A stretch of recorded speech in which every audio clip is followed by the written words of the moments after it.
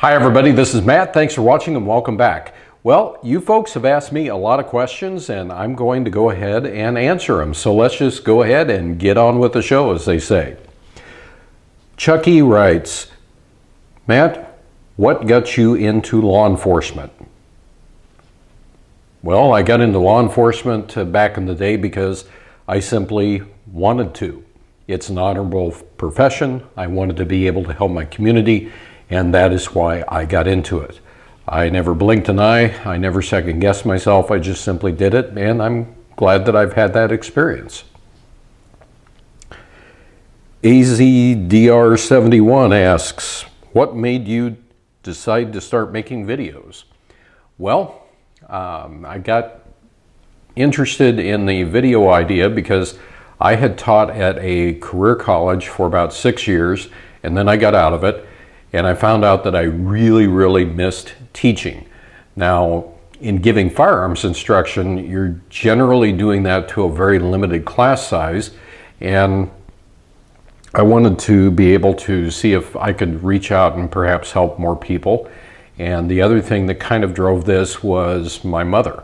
As my mother got older and older, I found myself asking her more and more questions about her life and things that she remembered.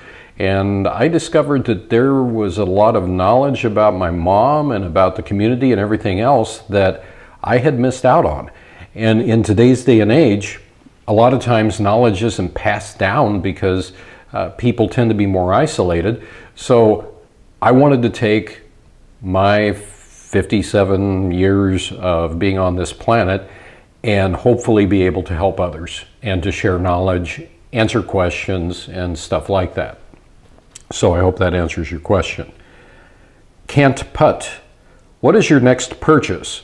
Well, hopefully the CZ-P10C, if they're ever in the gun shops. Defending Fathers, do you know any females who carry? Yes. And if so, how do they carry on their person? Well, several of them actually carry appendix, which surprised me a little bit, but okay, you know, if that's the way that they want to carry, that's fine. Another person wears like this fancy garter / holster thing, works for her, so can't complain about that. Austin Ortiz asks, being from a bygone era, which do you prefer, revolvers or their semi-automatic counterparts? A bygone era, Well, the era was pretty doggone cool when I was in it, buddy. What do I prefer? Frankly, I prefer semi-autos. Semi-automatics is my preference. I'm not going to be a revolver fanatic and go, oh, they never break. Nothing ever happens to them. No. No, they do break. They do wear. They get out of time. It's just like anything else. The more you shoot something, the more wear that you're putting into it. Target Shooter 145 asks, I know a lot about firearms, but one of the things I don't know is which Glocks are in which generations. I don't know which ones are considered Gen 1, Gen 2, Gen 3, or Gen 4. Can you help me out? Well, in the Gen 4s, the Gen 4s have the ability to swap your magazine release to make it ambidextrous, so lefties can use it. The Gen 4s also have dual recoil spring assemblies. All the previous generations of Glock have a single spring recoil assembly. Aside from that, Gen 4s and Gen 3s are usually a 3-pin takedown, meaning that you're punching out 3 pins. The Gen 4s and the Gen 3s also have a mount so you can put a weapon slide or something like that on there, a laser, whatever you want. The Gen 1s, the Gen 2s were basically a 2-pin assembly for takedown and also featured a curved bottom underneath the slide where you did not have the ability to mount anything on there. Rusty Bernie asks, Matt, I would like to see you go through the process of lapping a rifle if you are able. I'm sorry, Rusty, I can't. I don't have the shop space and I don't have the tools for it.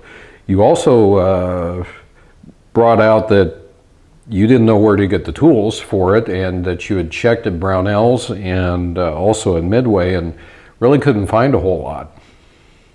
Boy, those would be the first ones that I would use as a go-to. I would suggest just spinning up your favorite search engine and simply putting in there the types of tools that you're looking for lapping a rifle, and see if there's some other sources out there for you. Okay, next, Something Wong. If you could keep one handgun out of your collection, which would it be and why? That's pretty simple. It would be my Smith & Wesson Model 19 chambered in .357 Magnum. Reason why? It was my first duty gun. So that thing was on my hip, or it was in a shoulder holster for quite some time. So sentimental reasons, basically. David Schmock. Matt, what is your favorite indoor range handgun paper targets and why? I like the ones that have the mix of the circles, the triangles, and the squares. Reason is I can be pretty pinpoint on what it is that I'm shooting at. Now, of course, I do like a silhouette target for obvious reasons, especially when it comes to personal defense. But when it comes to doing actual drills, I like having smaller targets to aim at. And that way it also helps me out with range time, so I don't have to buy a lot of targets. I've got plenty of them scattered just on one sheet. Tactical Cats, do you own any shotguns? If so, what is your favorite one? If not, what is your favorite gun out of all the ones that you own currently? Yes, I own shotguns. And I've had shotguns since I was, just a real little guy. And I've hunted just, you name the game that is in and around Iowa, that's what I've hunted. My favorite, a Winchester Model 12 pump. And the reason that it is my favorite is because I have shot and handled one of those things since basically the early 1970s. Now, I have owned a lot of shotguns, Remington 870s, Ithaca 37s, side-by-sides, over-under, Brownings, I've owned a lot of them, but my default go-to is always a Winchester Model 12. Jimmy Chimpo, what is your favorite handgun? Which handgun do you think is best? What is your favorite handgun caliber? I'll start with the last one there, Jimmy. What is your favorite handgun caliber? .357 Magnum. Hands down, that is my favorite. Now, what do I shoot the most of? 9mm, but my favorite, .357 Magnum. What is my favorite handgun? Frankly, sometimes that changes because I could come across a handgun that I really, really, really like, and that's my favorite. I'm a little bit hardware agnostic. I will pick up and shoot whatever is available. So, favorite, I guess I'll default down to my, I don't know, dude, if it's rimfire, it is a Ruger. If it is a centerfire, my favorite, because it was my duty gun, would be the Smith & Wesson Model 19. Out of semi-autos, my favorite would probably be Glock. Ken Gardner asks, is there a handgun that you would avoid owning? High Point, for example. I wouldn't own something if I knew that it had big safety issues. That is my primary factor. Or if the thing is so ginormous that it's not going to fit my hand, then I'm not going to buy it. But I'm not going to avoid owning something because, frankly, it kind of depends of where you're at in life. Most of us live just normal lives, and so we've got to pay for the roof over our heads and everything else, and all that takes precedence over what we buy. But I guess if there was a handgun that I would avoid owning, probably any handgun that costs more than well, let's say $3,000. If you show me a $3,000 handgun, I'm probably going to avoid owning it. Dude asks, what is your favorite cartridge to shoot? Well, the one that I shoot the most of, 9mm. My favorite overall is 357 Magnum. Cantab Hiker, Matt, what do you think of AR-15 pistols for home defense? Wouldn't be my first choice. Don't own one. No real intention of it. And it's never crossed into my mind. And one reason is that round goes supersonic, and in a defensive situation inside of your home, that is going to hurt your ears. If nothing else, your ears are going to hurt horribly. So an AR-15 pistol, no, I wouldn't do it, but that's just personal preference. Oh, I forgot something. Going back to Jimmy Chimpo, which handgun do you think is best? Jimmy, I'm sorry, that's up to personal opinion. My opinion when it comes to what handgun overall in the world that I think is best, that really doesn't matter, because what works for me might not work for you and vice versa. So there are a lot of great handguns that are being made out there today, and so much of what you might purchase is just based off of its usability for you. So I don't think that there is a best handgun out there. 11 Bang, is the Sig Sauer Legion P229 really worth the money? I want to be my primary concealed carry. If you can find a used Sig Sauer P229 and get it for like $550 or something like that, I'd go for a used Sig any day of the week, especially if it has night sights on it. But as far as brand new out of the box, is the P229 worth it money-wise? Well, take the standard price of a P229, and if you like the sights that are on the Legion, add the cost to that.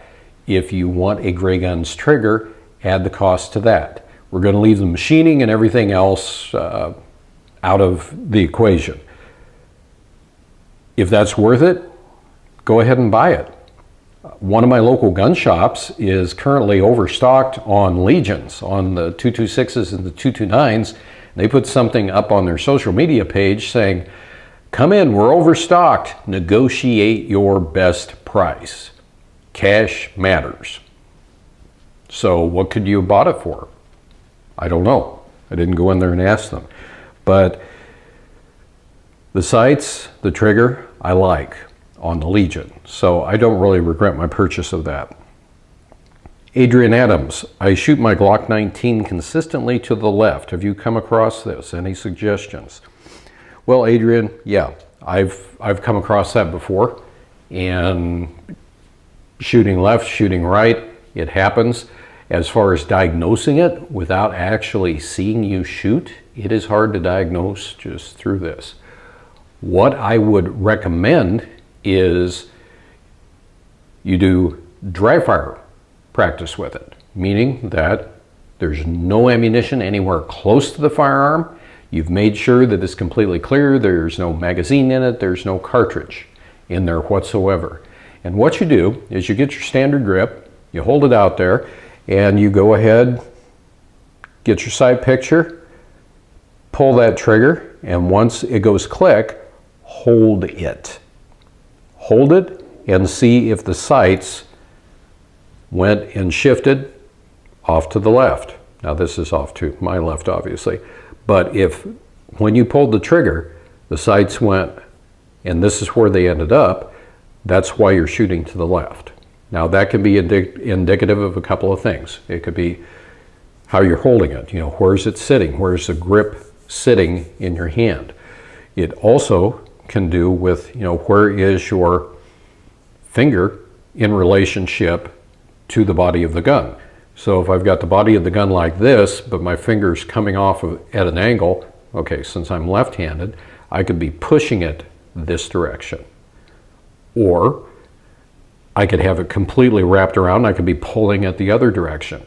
The thing is just, you know, look, see, experiment a little bit with your grip, but doing the dry fire will most of the time tell the tale, because once you go ahead and squeeze that off, if it goes like this, if it goes like this, or even if it jumps up or jumps down, you know that something changed. You know, was it something in your grip? If you happen to have a phone like a cell phone that can record at 240 frames per second, the next time that you're at the range, put it in slow-mo, get a side profile of yourself, go ahead and shoot 2 or 3 rounds, and then review the footage and see if something shifts. Otherwise, go ahead and PM me and we can discuss it more. So anyway, those are the questions that you asked, and thank you very much for asking. I'm glad to be able to have this kind of interactivity with you. And as always, thanks for watching, everybody. I really appreciate each and every one of you. And until next time, be safe out there and have a good one.